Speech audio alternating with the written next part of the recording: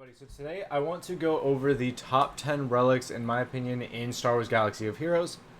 Now, this is going to be my opinion, you can have yours, but we're going to go ahead and get into that. Do not forget to hit the like and subscribe button on this video, and I will be streaming every single Grand Arena, so come check me out on Twitch as well. Alright, so number 10 on my list is going to be Geonosis Brood Alpha or Spy.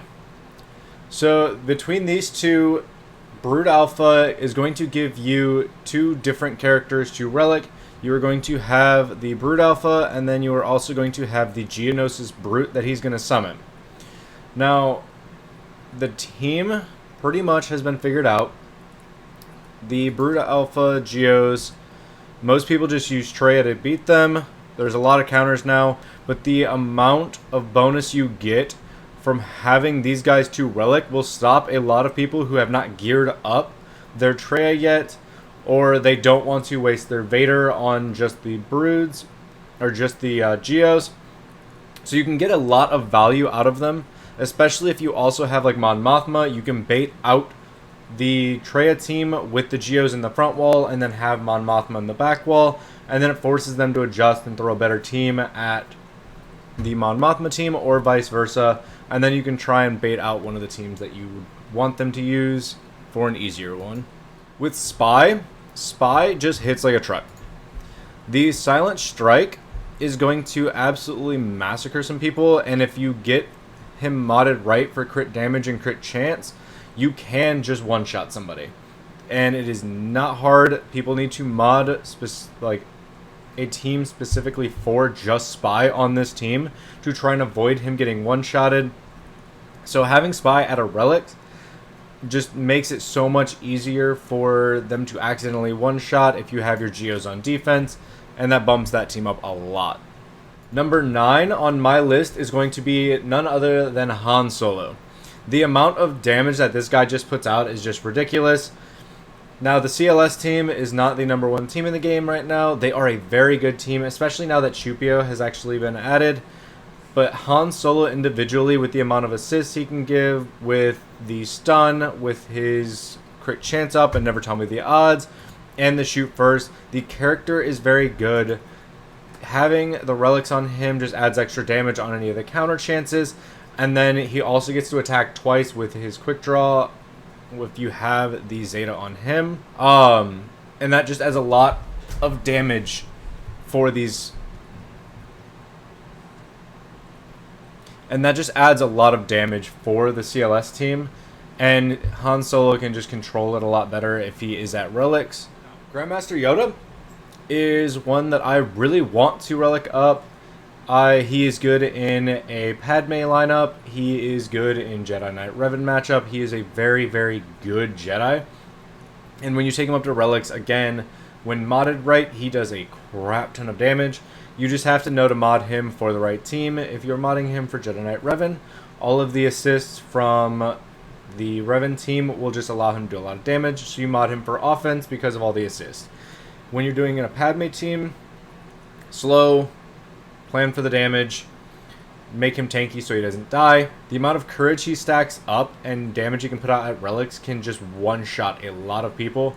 So having him at relics, it also is a nice flex. If you need him for your Jedi Knight Revan team, you can. If you need him for Padme, you can sort of switch him in and out, so he is a flex pick. Okay, so my number 7 is going to actually be Daka. Now, I do not think that Night Sisters are better than Jedi Knight Revan, CLS, or the Geos. In fact, I actually think they're probably a little bit worse than all of those teams. However, just the singular relic on Daka, you can have the rest of your Night Sisters lower geared, and having just that relic on Daka will allow for that team to require an enormously larger team than what the Night Sisters are using to beat them. You can bait teams out, and just the revives. She is very hard to kill, so therefore having the relics on there just makes it so much harder to actually kill her, and they have to plan around it differently if she is at relics, because they'll have to fight Spirit, they'll have to hit somebody else, and then they have to break to get the zombies revives off, and then they actually have to plan on going for Daka after that, which allows you to get time for tiles and get the plagues off. It allows time for you to build up turn meter trains if you have the Ventress lead. And having Doc at Relics just makes that so much easier. So number 6 on my list is going to be none other than Jolie. Jolie is going to be the exact same along the lines of Daka, and having the constant revives and mass revive, they have to plan around the team differently if you place them on defense. And then on offense, it allows for you to beat things like the Grievous team at Relics with slightly under-geared Jedi Knight Revan team, because nobody can get through your Jolie. You can continuously revive every single person on that team as long as this dude does not die. If he does not die, you are good to go. You now have to continue fighting, and it gives you the opportunity to punch up a lot. Alright, so number 5 on my list is going to be the first one of these guys that I don't actually have. So that is going to be Malik. Malik allows the Darth Revan team to be super tanky just because he is going to pretty much constant taunt. And even if you put him, so if you put him on defense, there is the opportunity for him to literally solo the entire team. Even if everybody else is dead and all 5 of their people are up, Darth Malik is one of the hardest characters to individually break through, and is one of the best solo characters. If you use him on offense, you can solo a lot of different teams just because they cannot break through him. You add the relics on top of him, and he just gets so tanky that a lot of people can't break through him, and it requires a serious team to actually get through Malik, and they have to be modded correctly a lot of the time, otherwise he's just going to shred through them no matter what. Number 4 on my list is going to be none other than the General himself. General Grievous is one of the best characters at Relics in general, mostly because he is going to do damage based off of his max health. Therefore, more relics equal more damage. You mod him right, and you are looking at a lot of health that will stack up. Even at gear 12, mine is still looking at about 41,000, and I don't have him modded that well. I don't really use him because mine is only at gear 12 right now, and I'm still working on the team. However, you can easily get him up, and that damage just gets massive quick, and it will continuously stack. So having relics on him just allows you to shred teams, and it also allows for it to be a really good defensive team.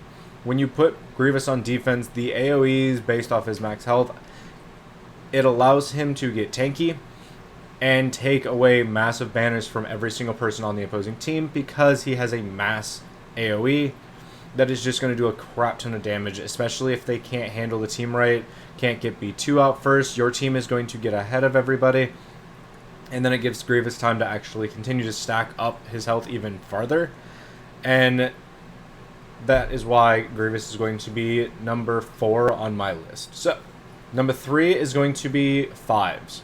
Fives is going to be a character that, again, gets really tanky once he gets added into the relics. He also has a ship that is very tanky and does a crap ton of damage once it gets time to stack up.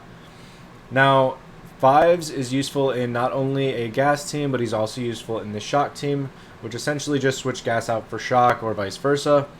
So it's a versatile team. If you can get the gas solo off, having Fives at relics allows you to do a bit more with the shock team. And then if you can get the sacrifice off, it will share with your entire team.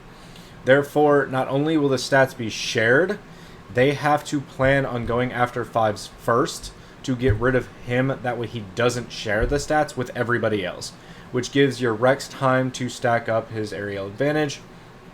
It allows for the rest of the team to put out damage and just gets it nice and going.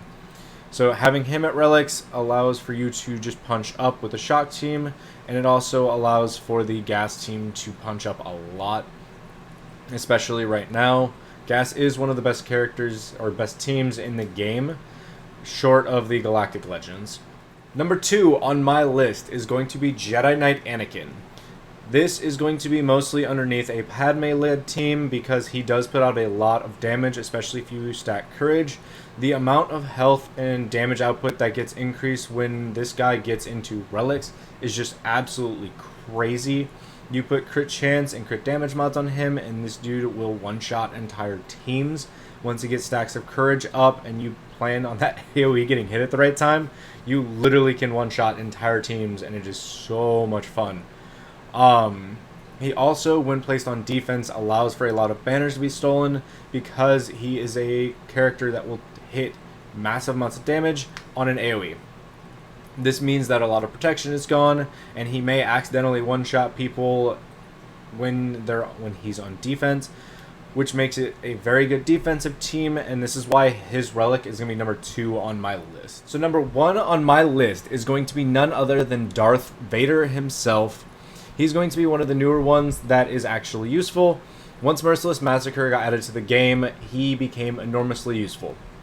Even before the relic, he can be used for bug counters with the trail lineup. He can also be used to solo a lot of different teams. A lot of time, as long as you start off with a Merciless Massacre, you can get rid of entire teams before they have an opportunity to do anything. And once he gets up into the relics, you're now looking at possible Galactic Legend counters depending on what lineups you have. If you have the right team, Darth Vader is one of the best, if not the best, Galactic Legends counter, and that requires him to be at relics. His ship puts out enormous amounts of damage, which a lot of the time can surprise people when looking at the ships, but most people are only going to look at the relics for the fact that he is a massive Galactic Legend counter, and he's one of the only ones, which is why he is going to be number 1 on my list, because you can use him so many places. He has a ship that is very, very useful, and the fact that he's a Galactic Legends counter just puts him ahead on the list. Tell me what you guys thought of this list. I did skip out on pretty much either of the Galactic Legends. I figured they're not useful to put on here. Everybody knows if you have the Galactic Legends, just go ahead and pump them up to relics. They are definitely the best characters in the game, therefore, why put them on a list? But this was my top 10. Tell me what you guys think in the comments below.